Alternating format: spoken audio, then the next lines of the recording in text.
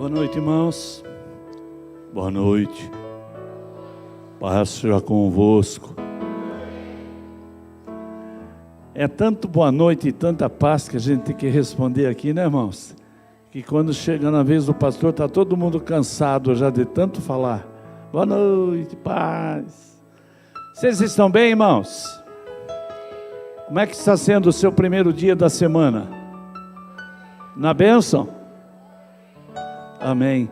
Eu profetizo sobre a sua vida que durante a semana de trabalho vai ser melhor em nome do Senhor Jesus. Tem porta que você está esperando aí para que seja aberto, Deus vai abrir essas portas essa semana em nome de Jesus. Profetizo isso sobre você. Você está aguardando alguma resposta? Deus vai trazer a resposta para você também em nome de Jesus. Amém? Tem alguém que tem alguma situação que está aguardando resposta essa semana, alguma coisa? Está grávida, Camila? Não? Então não está esperando essa resposta, é outra. Amém. Queria que vocês ficassem em pé, vocês que estão aguardando alguma resposta. Eu não sei nada, irmãos, só sei que Deus colocou no meu coração de repente para falar isso. Se Ele falou, eu vou obedecer. Amém? Deus sabe o porquê das coisas. Põe a mão na altura do seu coração. Toma posse já daquilo que Deus já fez. Em nome do Senhor Jesus Cristo, meu amado e soberano Deus, Todo-Poderoso, Criador dos céus e da terra, Deus que traz a solução para todos nós, Deus que restaura vidas, Deus que transforma vidas. Senhor, em nome de Jesus Cristo, eu quero colocar cada um desses filhos nesse momento em Tua presença e profetizo sobre a vida deles as mais preciosas bênçãos vindo do alto céu, Senhor bendito, em forma da Tua resposta para essas vidas que aguardam, alguns até com uma certa expectativa, anseio em seus corações, a resposta, querido Deus, da bênção para a vida deles, em nome do Senhor Jesus, Pai, aquela porta fechada para a vida dos Teus filhos, e que eles esperam que seja aberta, eu declaro essa porta, que os ferrolhos caiam e que as portas se escancarem e as bênçãos cheguem na vida, no lar, na família dos Teus filhos, em nome do Senhor Jesus, agora e para todo sempre. Eu abençoo cada família, Pai, que está aí nessa expectativa em nome de Jesus, amém. Também agora, Pai, eu quero pedir ao Senhor que venha trabalhar nos corações presentes. Foi o Senhor que os trouxe aqui nessa noite. Foi o Senhor que marcou com cada um de nós um encontro hoje, Pai. E eu quero que elas venham ser abençoadas pela Tua presença. Em o nome do Senhor Jesus Cristo é que eu estou lhe pedindo. Vem, Senhor. Vem agora através da Tua palavra. Vem falar a esses corações. Vem falar assim como falaste ao meu Pai. Em nome de Jesus. Amém. Fala comigo assim, Senhor. Senhor, fala comigo, em nome do Senhor Jesus. Romanos capítulo 12.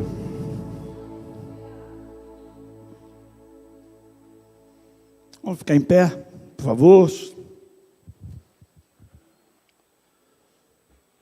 Hoje, nós teremos uma foto oficial dos diáconos.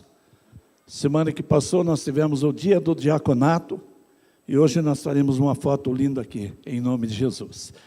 Queridos, diz assim Romanos capítulo 12: rogo-vos, pois, irmãos, pela compaixão de Deus, que apresenteis o vosso corpo em sacrifício vivo, santo, agradável a Deus, que é o vosso culto racional, e não vos conformeis com este mundo, mas transformai-vos pela renovação do vosso entendimento. Algumas Bíblias dizem da vossa mente, do vosso entendimento, para que experimenteis qual seja a boa, agradável e perfeita vontade de Deus. Pode tomar o seu lugar, pode sentar-se. Glória a Deus. Nós encontramos aqui uma situação tremendamente importante, irmãos. Aqui o apóstolo Paulo está falando à igreja de Roma, está falando aos romanos, e ele vem com uma coisa muito importante. Ele fala assim: olha, eu estou fazendo um apelo para vocês. Eu estou implorando, eu estou rogando. Eu estou pedindo a vocês, pela misericórdia, pela compaixão de Deus, que vocês não podem se apresentar diante de Deus de qualquer maneira. As nossas atitudes diante de Deus, irmãos, não podem ser feitas de qualquer forma. Uma vez que Jesus passa a viver em nossas vidas, nós precisamos viver de forma digna de uma pessoa que leva o nome de cristão. Embora esse nome cristão parece que esteja aí no aumentativo, cristão significa um Cristo menor. Nós somos menores do que o Senhor Jesus, embora Ele seja o nosso irmão mais velho. Não é? É ou não é? Ele é o nosso irmão mais velho, porque nós iremos herdar com Ele, somos co-herdeiros de Cristo. Co-herdeiro de Cristo. Então aqui na terra, quando Ele veio, Ele nos fez seus irmãos. Agora, o apóstolo Paulo fala assim: olha, eu estou rogando, estou implorando, estou clamando a Ti, a cada um de vocês, para que vocês entendam a importância de apresentar o vosso corpo, mas não apresente o vosso corpo de qualquer forma. Qual a primeira palavra que o apóstolo Paulo fala que é para nós apresentarmos a nossa vida perante Deus? Era apresentarmos a nossa vida a Deus de que forma, irmãos? O versículo responde, leia aí. Apresentar como sacrifício o quê? Vivo. Nós sabemos que o sacrifício, quando era ofertado lá no Velho Testamento a Deus, ele precisaria ser morto. Mas com a vinda de Jesus, irmãos, Paulo está falando para nós: cada um de nós apresentem, cada um de vós apresentem os vossos corpos em sacrifício vivo. E um sacrifício vivo, irmãos, significa que muitas das nossas vidas, elas precisam passar por uma transformação total, a ponto de renunciarmos totalmente àquilo que julgamos importante. E fazemos isso por amor ao Senhor Jesus. Você não vai deixar de viver, você não vai deixar de ter a sua família, de criar os seus filhos, de viajar, mas o seu corpo, você precisa entender que vai exigir alguma mudança. Tá? E uma das coisas que ele fala: apresentem os vossos corpos em sacrifício vivo, para que vocês venham experimentar a vontade de Deus. Precisa acontecer alguma coisa. Sacrifício vivo, qual é a segunda palavra? Leia aí, vai seguindo. Sacrifício vivo. Olha aí, irmãos. Primeira coisa, sacrifício vivo. Eu estou vivendo e quero servir ao Senhor, quero ser um modelo, quero ser exemplo, quero ser testemunha do Senhor Jesus. Quero dar bom testemunho. Mas, está falando aqui, ó, que além de ser um sacrifício vivo, ele precisa ser santo. Não dá para ser de qualquer forma. Então, se você oferecer o seu corpo como sacrifício vivo, automaticamente, irmãos, a sua vida será santificada, você será santo. E a palavra de Deus fala assim: sede santos, como eu, o Senhor, vosso Deus, santo sou. E tem um outro versículo que nos ensina que sem santidade, ninguém verá a Deus. Ninguém verá a Deus. Então nós precisamos tomar ciência disso, irmãos. Santo, vivo, santo, e agradável. Somente uma vida que apresenta o seu corpo em sacrifício vivo, santo e agradável pode se tornar vivo e santo, pode se tornar agradável aos olhos de Deus. Estão me entendendo? Primeiro, sacrifício vivo. Eu estou me esforçando para ser esse sacrifício vivo. Aí eu vou conseguir o segundo passo, que é ser santo para Deus. E aqui não tem piadinha não, tá? Não é santos não. É só santo, singular. Porque o santo só toma bucha. Desculpa falar, viu, irmãos? Mas santo e agradável. Você já viu quando o filho obedece ao pai, faz tudo que o pai pede? Tudo que o pai pede. O pai em casa, pai paterno, a mãe também. Geralmente a gente não deve esperar isso de Deus, recompensa, né? Mas quando ele faz tudo, no decorrer do tempo, o pai compra algum presente para dar para ele. E ele, então, ele recebe uma recompensa, ele recebe alguma coisa por aquilo que ele está fazendo. Você está sendo uma pessoa agradável. Uma coisa que nós devemos procurar, irmãos, é sermos agradáveis diante aos olhos de Deus. E se você fizer essas coisas que nós lemos aqui, você vai se tornar agradável. Que é o vosso culto racional. Eu já falei sobre isso aqui na igreja. O que será que é um culto racional? Não é um culto, irmãos, que você faz de qualquer forma. É um culto que você faz com a sua razão, com o seu intelecto. Eu sei o que estou fazendo para Deus. Eu estou fazendo o melhor, eu estou dando o melhor, eu estou apresentando o meu corpo em sacrifício vivo, santo, agradável ao Senhor, que é o meu culto com razão. Eu estou entrando na presença de Deus, eu estou entrando na presença ou na beleza da santidade de Deus com um único propósito.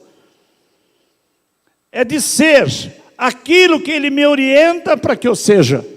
É de fazer aquilo que Ele me orienta para que eu faça. E se eu estou fazendo isso, eu estou cada dia mais me tornando uma pessoa íntima do Pai.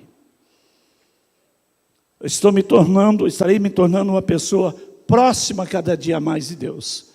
E quando você se torna íntimo, quando você passa a ter intimidade, irmãos, não vai ter aquele negócio de pessoas que falam: eu não estou sentindo a presença de Deus aqui nessa igreja. Eu vou passar para outra. Você não vai ter a intimidade com Deus, porque o problema não está na igreja, o problema está em você. O problema está em você abrir o seu coração e deixar Deus agir. Mas, pastor, então o que acontece quando a pessoa vai para outro ministério e tal, outra igreja, mesmo que seja quadrangular, e de repente ela fala que agora está diferente? É porque agora ela começa a fazer coisa novamente que ela tinha parado de fazer aqui. Ninguém a conhece, ninguém sabe quem ela é. Então ela começa a buscar a presença de uma forma diferente. Agora ela está fazendo da sua vida uma verdadeira entrega. Mas se ela fizer isso aqui, vai ser a mesma coisa.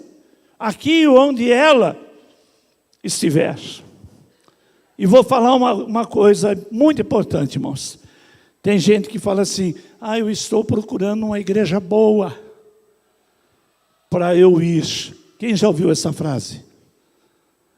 Eu estou procurando uma igreja boa para eu ir. Já ouviram, né? Vou falar uma coisa para você. Essa pessoa que procura a igreja boa para ir, quando ela achar, aquela igreja que ele vai deixar de ser boa. Porque o problema é ele. Não é o local, não é a igreja. Está me entendendo, irmãos? Encontrei uma igreja boa, deixou de ser boa quando ele vai. Porque a crítica, irmãos, isso tem um ranço de crítica. Agora, se a pessoa cumpriu com essa primeira parte, irmãos, de apresentar o corpo santo, vivo, santo, agradável aos olhos do Senhor nosso Deus, então ela começa a trabalhar na obra do Senhor. E agora eu quero que você abra comigo a sua Bíblia no capítulo de João, Evangelho segundo São João, no capítulo 21.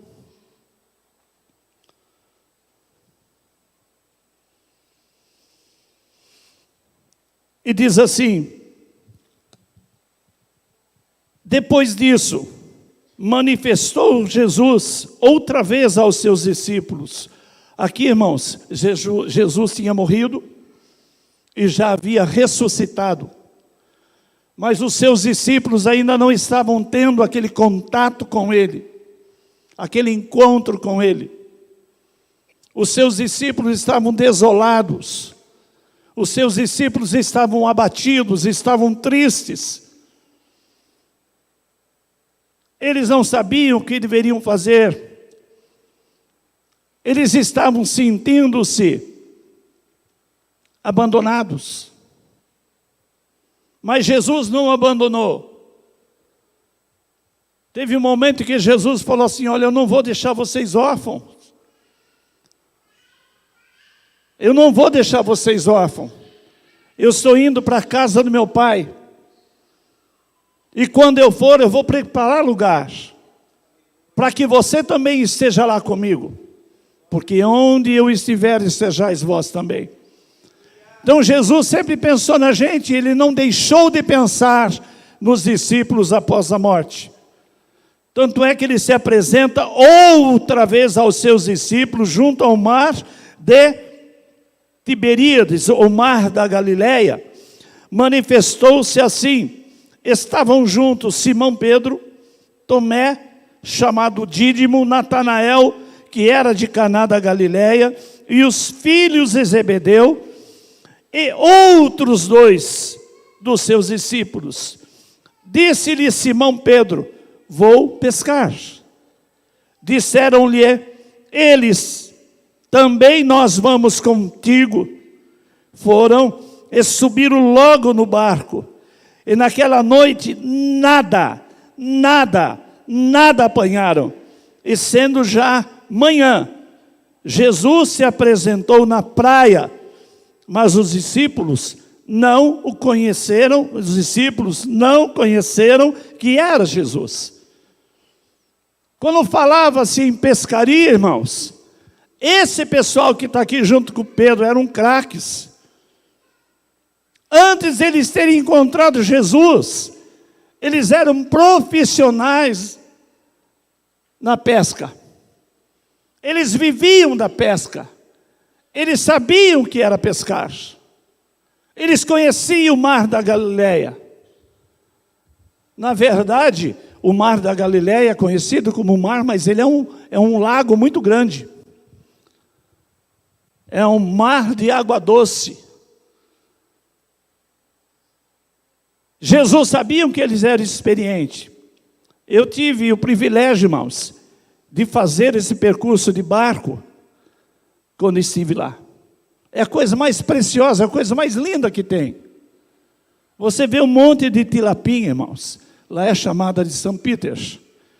São Peters é peixe do que mesmo? Peixe de São Pedro. São Peter aqui para nós, irmãos, é aquela tilápia colorida.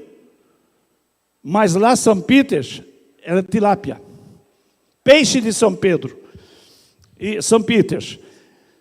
E esses homens, irmãos, falaram assim: está tão monótono a vida aqui. Sem Jesus está tão chato, irmãos. Sem Jesus a vida fica chata mesmo. Sem Jesus a vida fica péssima. Eu não vou contar de novo a história do burrinho, né? Do jumentinho, né? Porque já foi contado recentemente. Mas sem Jesus nós não somos nada. E eles estavam sentindo-se assim, sem Jesus. O que a gente vai fazer? Vamos pescar. Vou falar uma coisa para você, confessar um podre, irmãos. Quando eu estou muito, como é que fala? Com a mente cansada, eu gosto de pescar. Às vezes eu fico no lago, irmãos, 3, 4 horas e não pego um peixe sequer. Eu não estou falando de tilapinha. Tá? Isso daí você pega, se você for pegar tilápia, é uma atrás da outra. Não é, Plínio? Pescador. Tilapinha você pega, mas aqueles tambas, douradinho. Aqui no Santa Teresa tem muito douradinho, então eu gosto muito de ir lá, boto uma salsichinha ali no anzol, é uma luta aquilo lá. Então, quando eu estou meio estressado, irmãos, com a mente cansado, eu vou para lá. E traz um relax gostoso, como eu falei, às vezes não pega nada, irmãos.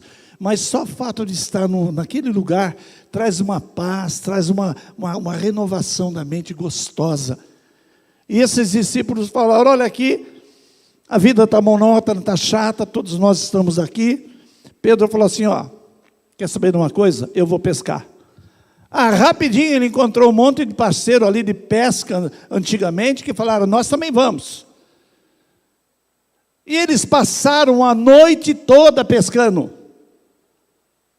Eles pescavam de rede. Eles passaram a noite toda pescando, irmãos. Olha bem, quem tem a mente renovada e apresenta o seu corpo vivo, santo, vivo em sacrifício santo e agradável a Deus, irmãos, tem que saber que tem que ter mudança nas nossas vidas, mudança de hábito, mudanças de atitude. Não podemos ser mais o velho homem que éramos antigamente. Nesse momento eles não tiveram essa compreensão. E por não terem tido a compreensão, eles foram pescar. Fuga. Escapatória, diferente de quando eu vou pescar, que estou com a mente cansada, irmãos.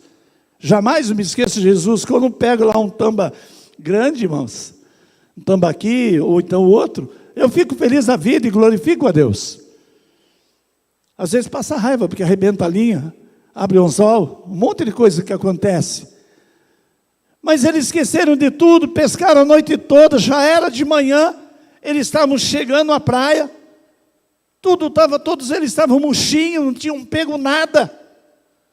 Jesus perguntou assim, e aí, como é que foi a pescaria? Eles nem reconheceram Jesus. Jesus os cumprimenta, ele não sabe quem é aquele camarada. Jesus fala assim, ide novamente ao alto mar, e agora lance o barco à direita.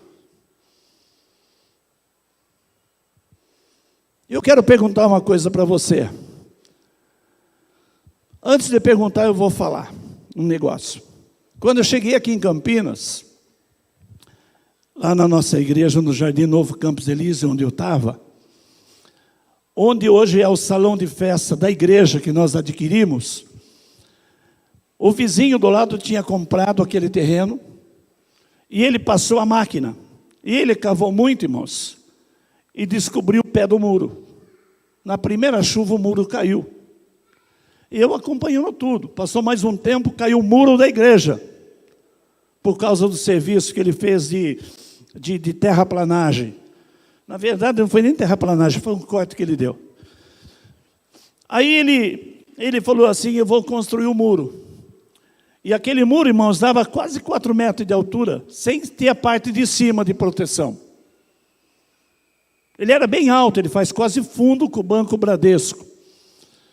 E eu falei, você vai ter que, quando for construir esse muro, fazer colunas com gigante. Gigante é uma estrutura que você faz na coluna para sustentar a terra de cima. A terra descansa em cima do gigante, que você faz um calçamento de concreto em cima dela, e em vez de empurrar, ele puxa o muro para o barranco. Aí ele falou, eu contratei um pedreiro experiente. E todo dia de manhã eu chegava lá, o pedreiro estava lá, começando a fazer as blocos, cavocando, colocando aqueles blocos de cimento estrutural. Enfim, começou a levantar, eu falei assim, o pedreiro, você tem que fazer gigante nesse muro aí. Essas colunas tem que ter gigante, senão vai cair. Ele olhou para mim assim com desdém, irmãos, e falou assim, você entende disso? Eu falei, eu trabalhava, fazia a parte técnica de edificação, por muitos anos eu trabalhei com isso. E eu sei que vai cair. Ele falou, mas nós estamos fazendo aqui uma viga com ferro não sei de quanto, meia polegada, e tem quase 8 barras de pedaços de ferro enfiado aqui, nessa estrutura, não vai cair. Eu falei, vai cair. Eu não estava torcendo para que caísse, irmãos. Mas na minha experiência eu sabia que aquilo ia acontecer. O muro estava, irmãos, mais ou menos com 2 metros de altura. Deu uma chuva forte, irmãos. Empurrou o barranco, trincou em cima, empurrou, caiu. Aí eu cheguei para a pessoa que nos vendeu o terreno, que é o mineiro. Na época nós não tínhamos comprado.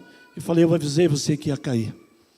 Tem que fazer gigante, senão vai cair de novo. Não, agora a gente vai mudar de técnica. Eu falei, tá bom. Mas se você não fizer gigante, vai cair de novo. E novamente, aí o mineiro olhou para mim e falou, mas você entende disso? E novamente eu expliquei. Pois é, continuou, ele aumentou a bitola do ferro, irmãos. Colocou ferro de 3/8, aquele ferro enorme. Começou a levantar o muro, chegou em cima. Deu uma chuva, irmãos, e o muro caiu de novo. Eu não roguei praga, mas era óbvio aquilo que estava para acontecer. Eu imagino aqui, Jesus chegando para esses homens e falando assim, ó, joga a rede agora à sua direita. Vocês estão jogando à esquerda, joguem à direita. Bom, irmãos, o barco que nós pegamos era o mais próximo do barco real. Nós pegamos quando eu fui lá. Era o mais próximo do real, que os pescadores usavam. Ele devia ter, irmãos, 2 metros de largura. Se você soltar uma rede à direita ou à esquerda, vai ser a mesma coisa pensando. O peixe que está à direita estão também à esquerda. Mas eles esqueceram uma coisa, irmãos. O que eles estavam fazendo era do entendimento humano. Quando você faz coisa que você acha que está com a razão, como o muro que caiu por 2 ou 3 vezes, até ele aprender que ele estava errado, e fez o jeito certo, não caiu, nós compramos lá, está o muro pronto lá, inclinado. Falei para eles, tem que fazer arrimos, tem que fazer com inclinação. Entendimento humano é diferente da direção e entendimento de Deus. Eles estavam usando o entendimento deles. E quando Jesus falou para eles isso daí, irmãos, eles não olharam para Jesus com desdém. Eles não sabiam, primeiro eles não sabiam que era Jesus. Era uma pessoa, para eles era um estranho, como eu estranho era quando falei com o pedreiro e com o mineiro. Só que a diferença é que esses homens, quando eles olharam para aquele homem que falava com eles, lancem agora, vão ao alto mar e lance à direita. Eles falaram, Senhor, nós pescamos a noite inteira. Já é de manhã, nós estamos lavando a rede, nós estamos recolhendo a rede, não pegamos nada. Mas sob a tua palavra, sobre a tua direção, sobre o teu entendimento, nós lançaremos a rede. E eles assim fizeram, irmãos. E quando eles fizeram isso, eles não conseguiam tirar a rede de tantos peixes e peixes grandes que eles pegaram. Eles precisaram pedir ajuda dos barcos que estavam perto e fizeram aquele verdadeiro arrastão. Alguém aqui já viu na praia arrastão de rede? Já viram? Eu estava em Santa Catarina, na cidade de Garopaba. Estava andando na praia, eu, o pastor Marco e mais um outro pastor, bem assim no entardecer, e estava dando muito sardinha. Você via sardinha assim, irmãos, aquela coisa prateada, e os pescadores todos gritando. E eles pegaram o barco, saíram da praia e fecharam os peixes. Só que tinha tanta sardinha naquela rede que eles não conseguiam puxá-las. E eles começaram a pedir para todo mundo que estava ali ajudá-los. E nós ajudamos, irmãos. Mas tinha tanto peixe, foi puxando, vamos puxando. Acho que tinha umas 30, 40 pessoas puxando aquela rede, fora os pescadores experientes. Quando chegou na praia, irmãos, eles arrastaram o que podiam. Porque chega num ponto que o peso você não consegue mais arrastar. E a rede de saco que eles falam, forma quase que um saco, irmãos, e ela fazia uma curva assim, ó. Então ela ficava assim, ó, e dava uma altura de uns 60 centímetros. Quando eu vi aquilo, eu estava com a filmadora, só que ela tinha ficado na casa que a gente estava alugando. Eu liguei para a Sônia e falei, Sônia, rapidinho, traz para nós aqui a filmadora, que eu quero filmar, isso é impressionante. E eu filmei aquilo que estava acontecendo, irmãos. O cara falou assim, aqui, só nessa rede aqui, tem mais de 3.000 quilos de sardinha. Aí o outro pessoal que estava vindo também pediu ajuda novamente, era outra rede. E eles começaram a arrastar e pediram a nossa ajuda, e nós fomos ajudar de novo, foi outro tanto. E eles têm aquelas caixas dessa altura assim. E eles começavam a encher a caixa de sardinha. E eles falavam assim para o pessoal que estava lá, os turistas e quem estava ali, os peixes, as sardinhas que caem fora, vocês podem pegar. Podem pegar. Nós enchemos 2 sacolas de sardinha fresquinha, irmãos. E levamos para fazer uma comida síria lá, que eu não gostei nada daquela comida. Mas frita a gente comeu. Enfim, irmãos, acho que 2 horas que nós ficamos ajudando-os ali, eles pegaram aproximadamente 6.000 quilos de sardinha. Eu tenho isso gravado em fita, como que é o nome, Alexandre? Como é que é o nome daquela fitona? Não, cassete é fita pequenininha, né? Aquela fita grande, aquela filmadora minha, não era digital, né, irmão? Do tempo antigo. VHS, isso daí. Aquela VHS eu tenho ela até hoje. Eu preciso passar para um DVD, vê se você faz isso para mim. Passar para um DVD, eu quero mostrar para vocês, irmãos. Sabe o que é pescar? Então eles lançaram a rede sobre a palavra de Jesus, o entendimento. Eles obedeceram, eles entenderam que aquele que estava falando com eles, que eles não conheciam, sabia mais do que eles. Jesus sabe mais do que você. Deus sabe mais do que você.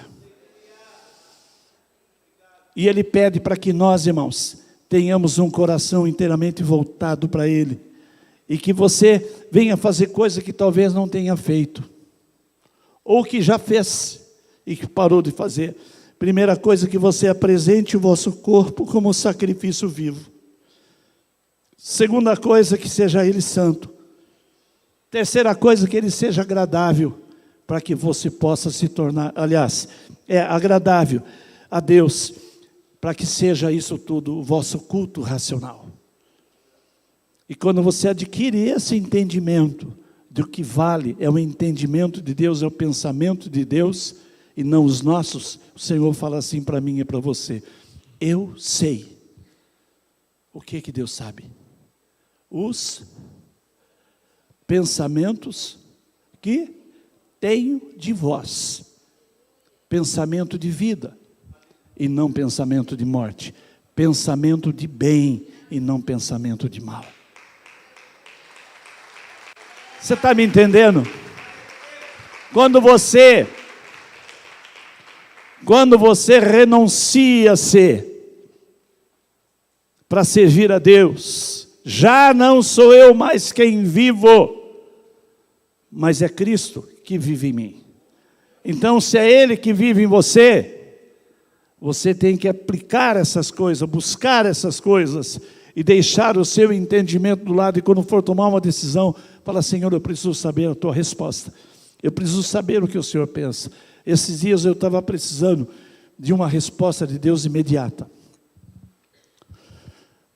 Eu precisava tomar uma decisão. E eu falava: Deus, eu não sei o que fazer. Eu não sei o que fazer, mas eu estou precisando muito da tua ajuda. Então me ajuda, Senhor, porque eu não quero fazer a coisa errada. Pá! Eu fiquei orando, falando com Deus, e aquela coisa sendo colocada diante dele. No final da tarde a resposta veio. Deus resolveu, irmãos. Quando Deus resolve, não há dor, não há pranto, não há choro. Quando Deus resolve, é a melhor coisa que tem para nós. Eu tenho dito o seguinte, irmãos, que a pior coisa que tem são as nossas decisões, as nossas escolhas. Quando fazemos escolhas erradas, nós sofremos pelas nossas escolhas. Então deixa Deus escolher por você. Deixa Deus agir por você. Deixa Deus fazer por você. Deixa Deus viver por você. Já não sou eu mais quem vive, irmãos, é uma coisa para todos nós. Não é uma coisa para algumas pessoas. É para todos nós que queremos um dia morar com Deus nos céus, em nome do Senhor Jesus. Amém?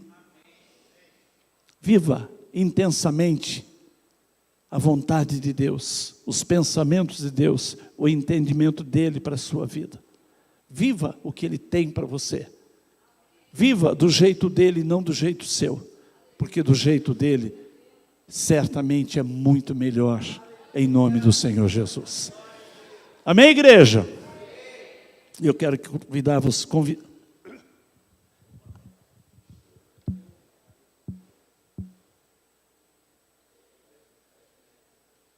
Estão servidos, irmãos? Que pena, tem só um copo aqui. Eu quero convidar você a se colocar em pé. Eu quero orar com você. Eu quero perguntar: tem alguém aqui que não é batizado? Não? Todo mundo é batizado? Que maravilha, irmãos. Que maravilha. Então agora falta colocar em prática o que a palavra de Deus nos ensina. Eu apresento o meu corpo em sacrifício vivo, santo, agradável, para que possa obter coisa maior de Deus. E uma das coisas que eu tenho que ter entendimento, ganhar almas, faz parte do processo. Deus te chamou para ser um ganhador de alma do jeito que você é. Eu não sei falar, você não precisa saber falar não, irmão, deixa Deus que Ele vai falar por você.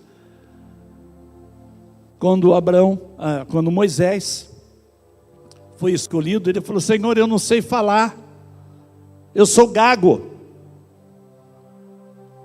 Deus falou assim: não é Arão seu irmão?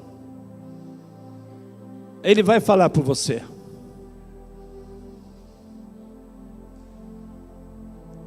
Ele vai falar por você.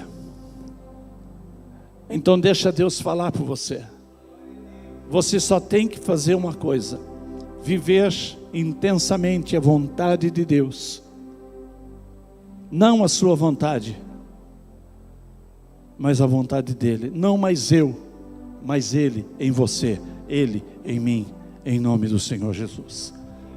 Nós vivemos os últimos tempos, acredite. E nós precisamos falar do amor de Jesus. Esses discípulos, depois, se você continuar lendo a história, eles vão chegar ao entendimento que é Jesus. Então, novamente, eles sentem-se capacitados, fortalecidos e abençoados para fazer a obra do Senhor. Nós queremos que a nossa igreja seja uma igreja grande, mas se você ficar de braço cruzado, irmãos, nós não vamos ganhar almas.